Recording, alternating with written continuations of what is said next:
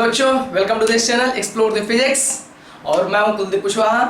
तो बेटा इस लेक्चर में आज हम लोग पढ़ेंगे कि इनर्शिया क्या होती है और इनर्शिया कितने तरह की होती है, ठीक है। और साथ ही साथ न्यूटन का फर्स्ट लॉ।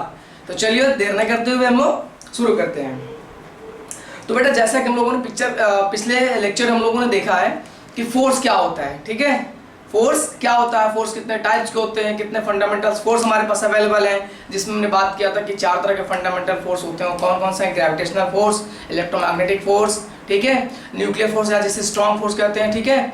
और फोर्स हमारा है वीक फोर्स। बाकी जितने भी फोर्स प्रेजेंट है वो सब इन्हीं के टाइप्स हैं। फिर हमने कुछ और देखे थे, कॉन्टैक्ट फोर्स, जिसमें हम लोगों ने पढ़ा था क्या टेंशन क्या होता है, टेंशन फोर्स क्या है, नॉर्मल रिएक्शन फोर्स क्या है, ठीक है, फ्रिक्शन क्या है। तो इसके बारे में हम लोग थोड़ा सा चर्चा किया था, जिसमें हमने बात किया था कि बेटा नॉर्मल रिएक्शन क्या है कि यदि कोई ऑब्जेक्ट है ना, ये किसी अगर एक सरफेस पर रखी हो तो जितना ये उस पर फोर्स नीचे की तरफ लगा रही है, जिस सरफेस रखी है उतना ही फोर्स है ना, जितना इसका वेट होगा उतना इसके ऊपर क्या लगेगा, normal reaction. Generally normal reaction क्या है, एक कॉन्टैक्ट फोर्स है, ठीक है। फिर हम लोगों ने बात किया था फ्रिक्शन फोर्स की, कि जो फ्रिक्शन फोर्स हमारा होता है, यदि कोई एक बॉडी है दूसरे सरफेस पे है ना, दूसरे बॉडी के सरफेस पे चलने की कोशिश करती है, तो उन दोनों के बीच मोशन के अगेंस्ट है ना, मोशन के अपोज में एक फोर्स डेवलप होता है जिसे हम लोग फ्रिक्शन फोर्स बोलते हैं। हालांकि हम इसमें पढ़ेंगे आगे चल के, ठीक है। फिर हमारा था टेंशन फोर्स। जो टेंशन फोर्स होता है जनरली वो स्ट्रिंग में डेवलप होता है, स्ट्रिंग या रोप में। जैसे कोई हमारे पास स्ट्रिंग है, इसमें से अगर हम किसी चीज को क्या कर दें, मास की बॉडी को हम लोग क्या करते हैं, इसमें से लटका दें, ठीक है। तो अब देखो ये डोरी को क्या ऐसे पकड़ कर रखती है जैसे हम किसी अपने हाथ से किसी ऑब्जेक्ट को पकड़ कर रखें। इसका मतलब क्या है कि इस बॉडी का वेट mg नीचे काम करेगा, ये तो नीचे खींचेगा, लेकिन ये फिर भी नीचे गिर नहीं रहा रस्सी से। इसका मतलब रस्सी का क्या कर रहा है, इस पे फोर्स लगा रहा है और उसकी डायरेक्शन क्या होगी, अपवर्ड। इसी को हम लोग क्या बोलते हैं, टेंशन फोर्स। फिर हम लोगों ने ये भी बात किया था कि जो टेंशन फोर्स है, नॉर्मल रिएक्शन, सब क्या इलेक्ट्रोमैग्नेटिक टाइप की फोर्सेस हैं, ठीक है। तो अब इस वीडियो में हम बात करने जा रहे हैं क्या, इनर्शिया, ठीक है।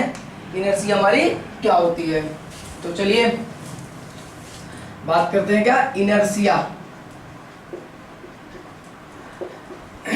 अगर मैं आपसे पूछूं, ठीक है, कि आप बैठे हो और आप चलना नहीं चाहते, उठना नहीं चाहते हो, तो क्या आपको कोई बिना आपके मर्जी के उठा करके चला सकता है? तो आपका आंसर होगा नहीं, ठीक है। और यदि आप दौड़ रहे हैं और आप दौड़ना ही चाहते हैं, अभी आप रुकने का मन आपका बिल्कुल भी नहीं है और आपको कोई रोकने की कोशिश करे, तो क्या आप रुक जाएंगे? अपने आप तो रुकेंगे नहीं, जब आपको कोई रोकेगा है ना, आपको पकड़ लेगा, रस्सी से बांध देगा, तभी आप रुकेंगे। तो सिंपली इनर्शिया क्या है, ये किसी भी बॉडी की एक प्रॉपर्टी को बताता है, जिसके कारण क्या है, कोई भी बॉडी अपने आप इटसेल्फ वो अपनी स्टेट ऑफ है ना मोशन या रेस्ट को चेंज नहीं करता। मतलब ये अगर m मास की बॉडी किसी सरफेस पर रखी हुई है और रेस्ट पे है, ठीक है, तो ये रेस्ट पे ही रहना चाहिए, ठीक है। मतलब ये अपने आप अपनी रेस्ट स्टेट को चेंज नहीं होना देना चाहिए।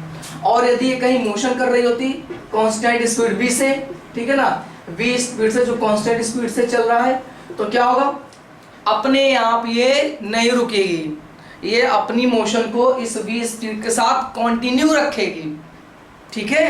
मतलब इसको रोकने के लिए आपको कोई एक्सटर्नल फोर्स लगाना पड़ेगा। तो इसका मतलब क्या हो गया कि ये जो इनर्शिया है ये किसी भी बॉडी की, ठीक है, इनएबिलिटी को बताता है। इनएबिलिटी मतलब ये उसकी हिंदी में बोले तो असमर्थता। मतलब कोई भी बॉडी अपने आप अपनी स्टेट ऑफ रेस्ट और यूनिफॉर्म मोशन को चेंज नहीं कर सकता। मतलब उसकी स्टेट को चेंज हो, चाहे रेस्ट पे स्टेट में हो या मोशन स्टेट में हो, तो दोनों को चेंज करने के लिए हमको एक बाहर से फोर्स की आवश्यकता होती है, ठीक है। तो जनरली आपने देखा होगा कि यदि आपके पास 2 किलोग्राम के ऑब्जेक्ट है, तो आपने फील किया होगा, इसको अगर मैं बोलूं बेटा ये रेस्ट पे रखा है और आप इसको उठाकर किसमें, मोशन में ला दें, ठीक है, या उसको उठाकर फेंक दें, मोशन करा दें, तो आप आसानी से इजीली क्या कर देंगे, उठा पाएंगे, उठा लेंगे ना। लेकिन वहीं पे अगर मैं क्या कर दूं, इसको 10 किलोग्राम कर दूं, तो आप अभी उठा लोगे, बट पहले से कहीं ज़्यादा आपको फोर्स लगाना पड़ेगा इसकी रेस्ट स्टेट को चेंज करने में। मतलब अगर आपको इसको मोशन कराना है तो, ठीक है। अगर इसी तरह मैं क्या कर दूं, इसको डायरेक्टली मैं 30 किलोग्राम कर दूं, तो शायद ये आपसे आसानी से उठे, हो सकता उठे भी ना।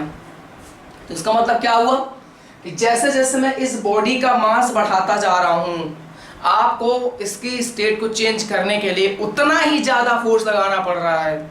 ठीक है, इसका मतलब क्या हुआ, यही तो इनर्शिया है। मतलब इनर्शिया क्या है, इनर्शिया मास की प्रॉपर्टी है। मतलब कोई बॉडी का मास जितना ज्यादा होगा वो उतना ज्यादा रेजिस्टेंस प्रोवाइड करेगा। मतलब उसकी स्टेट को चेंज करने के लिए आपको उतना ज्यादा फोर्स लगाना पड़ेगा। ठीक है, तो हम ये भी कह सकते हैं कि इनर्शिया जो है ये प्रॉपर्टी ऑफ मास की है। किसकी प्रॉपर्टी है, प्रॉपर्टी ऑफ मास। मतलब more the mass more will be inertia. Body का मास जितना ज्यादा होगा उसकी स्टेट को चेंज करने के लिए आपको उतना ज्यादा फोर्स लगाना पड़ेगा। तो जनरली लिख सकते हो क्या, inertia it is the property of, it is the property of मास, है ना, ये मास की प्रॉपर्टी है। मतलब आप नोट कर लेना, मोर द मास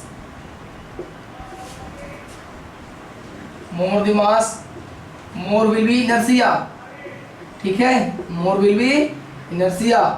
मतलब एक तरह से ये कह सकते हो इनर्शिया किसी भी बॉडी के मास की प्रॉपर्टी को बताता है।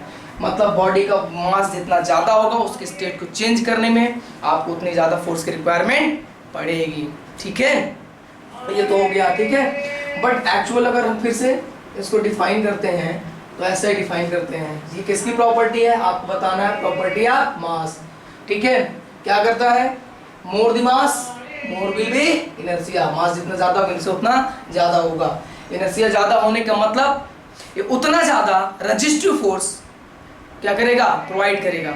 मतलब आपको इसकी स्टेट को चेंज करना उतना ज्यादा फोर्स लगाना पड़ेगा।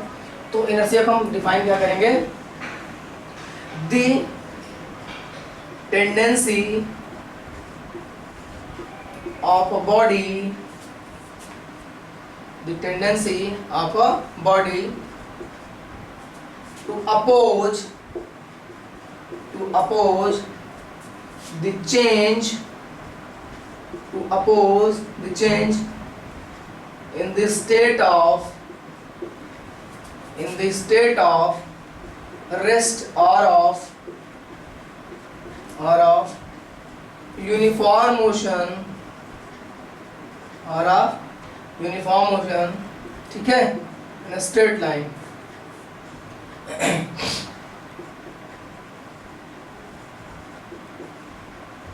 मतलब सिंपली कह सकते हो कि ये क्या, टेंडेंसी का मतलब होता है प्रवृत्ति, है ना, उसका नेचर।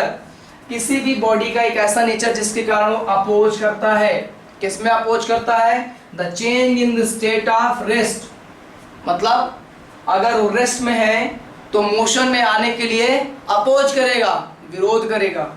और ऑफ यूनिफॉर्म मोशन, इसका मतलब ये है कि अगर वो यूनिफॉर्म मोशन कर रहा है तो उसको आपको रेस्ट में लाने के लिए वो अपोज करेगा। मतलब ये कि वो यूनिफॉर्म मोशन में ही रहना चाहता है, वो रेस्ट में नहीं आना चाहता। ठीक है, तो इसे क्या बोलते हैं, इनर्शिया। अगर आपसे कोई पूछता है कि क्या इनर्शिया है तो सबसे पहले तो आप बता दीजिएगा कि ये प्रॉपर्टी ऑफ मास है। इसका मतलब ये कि मोर will B mass more will be inertia. और डिफाइन कर देना कि भाई ये क्या है, एक तरह से कह सकते हो कि किसी भी बॉडी की एक इन्हें कैपेबिलिटी है, असमर्थता है कि वो अपने कारण अपने स्वतः इटसेल्फ अपने स्टेट को चेंज नहीं कर सकता। मतलब tendency of body to oppose, है ना, ऐसे प्रवृत्ति जिसके कारण कोई भी बॉडी अपने रेस्ट स्टेट और यूनिफॉर्म मोशन को चेंज होने में अपोज करता है। मतलब ये इससे जो कंक्लूजन निकल कर आता है, इसका मतलब ये है कि यदि कोई ऑब्जेक्ट रेस्ट पे है तो वो रेस्ट पे ही रहना चाहेगी अनटिल, मतलब जब तक कि उस पे कोई एक्सटर्नल फोर्स आप नहीं लगाएंगे। ठीक है, और अगर वो यूनिफॉर्म मोशन कर रही है, मतलब कांस्टेंट स्पीड से चल रही है, तो उसी कांस्टेंट स्पीड से चलती रहना चाहेगी। कब तक, जब तक कि आप कोई बाहर से फोर्स नहीं लगाओगे। ठीक है, तो इसे क्या बोलते हैं, इनर्शिया। ठीक है, इनर्शिया को फर्स्ट लॉ ऑफ मोशन ही बोलते हैं। ठीक है, फर्स्ट लॉ ऑफ मोशन मतलब न्यूटन का फर्स्ट लॉ नियम भी कहते हैं। अब हम देखेंगे उन्होंने थोड़ा सा मैथमेटिकल ढंग से इसको रिप्रेजेंट किया था। तो इनर्शिया का जो कॉन्सेप्ट सबसे पहले किया गया था एट फर्स्ट, है ना, inertia concept at first proposed by Galileo,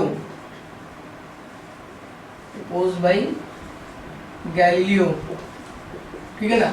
सबसे पहले गैलीलियो ने इसके बारे में बताया था, बाद में फिर न्यूटन ने बताया। ठीक है, इतना हो गया। अब बात करते हैं क्या टाइप ऑफ इनर्शिया, इनर्शिया कितने टाइप्स की होती है। ठीक है,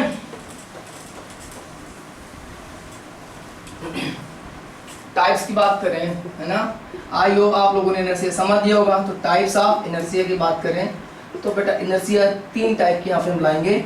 सबसे पहले बात करेंगे, आई विल ओनली एक्सप्लेन, ठीक है, inertia of rest, inertia of rest, inertia of motion,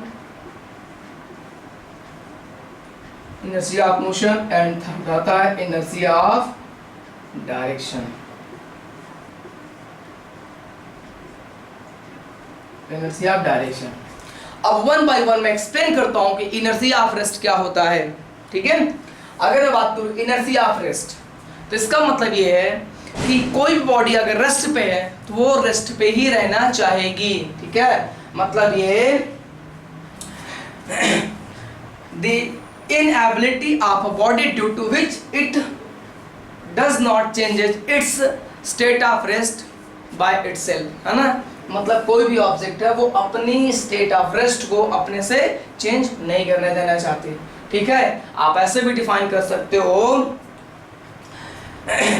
any body which is in at rest state it wants to continue its rest state until an external force is not applied. ठीक है, तो आप लिख सकते हो। अब बात आती है क्या इनर्शिया ऑफ मोशन, फिर इनर्शिया ऑफ डायरेक्शन। इसका एग्जांपल की बात करें अगर हम इनर्शिया ऑफ रेस्ट, आप लोगों ने अपने डेली लाइफ में बहुत से एग्जांपल देखे होंगे, उसमें से एक मैं दिखा भी दूंगा आपको। आपने देखा होगा कि जब आप बस में बैठे रहते हो, मतलब रेस्ट पे हो, और बस अचानक चलती है तो आपको धक्का किधर लगता है, बैकवर्ड, आप पीछे की ओर क्या होते हो, ऐसे झुक जाते हो। ऐसा इसलिए होता है क्योंकि जब आप बस में बैठो तो हमारे बॉडी का जो है ना अपर पार्ट जो है वो क्या होता है, लोअर हाफ हमारा बस के कांटेक्ट में होने के साथ जैसे बस मोशन में आती स्टार्ट होकर चल देती है वो भी मोशन में आ जाता है, बट हमारे बॉडी का अपर पार्ट ये अभी भी रेस्ट पे रहने की कोशिश करता है। ठीक है, इसलिए रेस्ट पे रहने की कोशिश करता है तो रेस्ट में रहता है, और आगे वाला पार्ट हमारा बस के साथ क्या होता है, निचले से चल देता है तो हम क्या होते हैं, पीछे हमको झटका लग जाता है। ठीक है, अब एक एग्जांपल मैं आपको और दिखाता हूँ। तो ये इनर्शिया का देखो, इनर्शिया ऑफ रेस्ट का एक मैं बेस्ट एग्जांपल आपको दिखा रहा हूँ। ये कार्डबोर्ड है ना, कार्ड, ये मेरे पास एक ग्लास है और इसमें कोई कॉइन्स पहले से नहीं है, ये कॉइन्स है। ये कॉइन्स को मैं यहाँ पे रख रहा हूँ, क्या करूँगा मैं, देखना ये कार्डबोर्ड में फोर्स लगाऊंगा तो देखते हैं क्या होता है। क्या हुआ, मतलब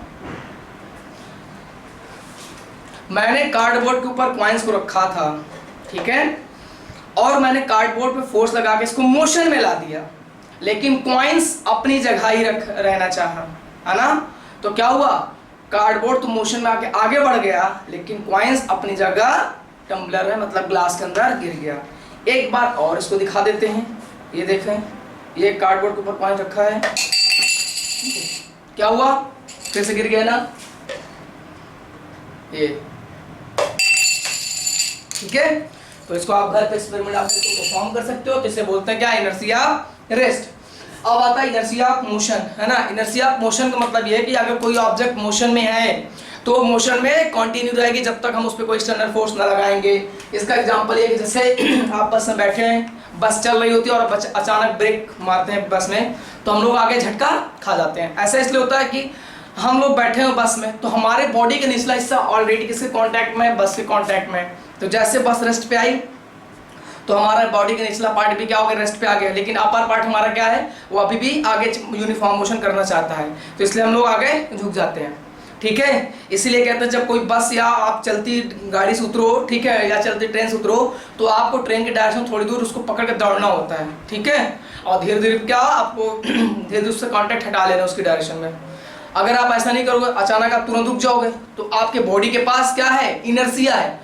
आपके बॉडी के पास जो आप ट्रेन में बैठे थे जिस डायरेक्शन जा रहे थे तो आपकी बॉडी अभी उसी डायरेक्शन में जाना चाहती है, और अचानक आप रुक खड़े हो गए तो अभी आपके बॉडी के पास मोशन है in the direction of train, that's why आप क्या होता है फट से गिर जाते हो।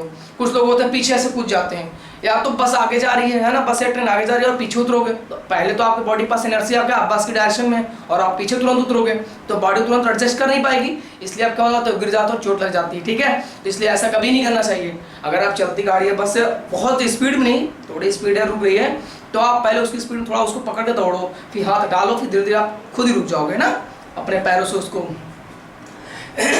तो इनर्शिया ऑफ डायरेक्शन आता है। इनर्शिया ऑफ डायरेक्शन क्या आपने देखा होगा कि इसके कारण क्या होता है, कोई भी ऑब्जेक्ट है वो ऑटोमेटिक अपनी डायरेक्शन नहीं चेंज कर सकती। मान लो ये जैसे कार है, ये मार्कर मान लो मेरे ऐसे जा रहा है और ये अचानक लेफ्ट में बेंड हुई, तो आप किधर झुक जाते हो, राइट साइड, मतलब ये लेफ्ट साइड मुड़ी तो आप राइट साइड झुक जाते हैं। ऐसा इसलिए कि आप ऐसे जा रहे थे, ये जा रहे थे, ये ऐसे मुड़ गई। ठीक है, तो पहले आपकी डायरेक्शन क्या थी, पहले आपकी डायरेक्शन ये सीधे थी, आपने ऐसे मुड़ा, आपने ऐसे मुड़ा, तो आपके ये मार्कर मैंने बंद दिया, ये आपकी क्या है, ये ब्लू मार्कर, ये आपका पुराना वाला डायरेक्शन है। तो कार इधर मुड़ी तो आप किधर झुकते हो, इधर, है ना, अपने राइट साइड। ऐसे इसलिए क्योंकि बस तो मुड़ गई, तो हमारे बॉडी का निचला पार्ट क्या हो गया, इसके साथ साथ डायरेक्शन चेंज कर लिया, लेकिन हमारा बॉडी का अपर पार्ट क्या होता है, अभी भी ये स्ट्रेट लाइन में जिस डायरेक्शन से उधरी ये ब्लू मार्क की तरफ ही रहना चाहता है। इसलिए क्या हो जाता है, हम लोग ऐसे झटका खा जाते हैं। अगर बस हमारी इधर मुड़ी तो इधर नहीं, इधर उल्ट उसके अपोजिट झटका खाते हैं। ठीक है, तो इसको बोलते हैं क्या, इनर्शिया डायरेक्शन। तो आई होप इनर्शिया का कॉन्सेप्ट बहुत बढ़िया आपको समझ में आया होगा। अब चलते क्या न्यूटन का फर्स्ट लॉ। तो ऑलरेडी मैंने बता दिया कि इनर्शिया क्या कुछ नहीं, न्यूटन का फर्स्ट लॉ इसी को बोलते हैं, लेकिन न्यूटन ने थोड़ा इसको मैथमेटिक ढंग से एक्सप्लेन कर दिया है। ठीक है, इसलिए उसको भी पढ़ लेते हैं। उन्होंने क्या बात बताई, तो यहाँ पे बात क्या करेंगे, न्यूटन्स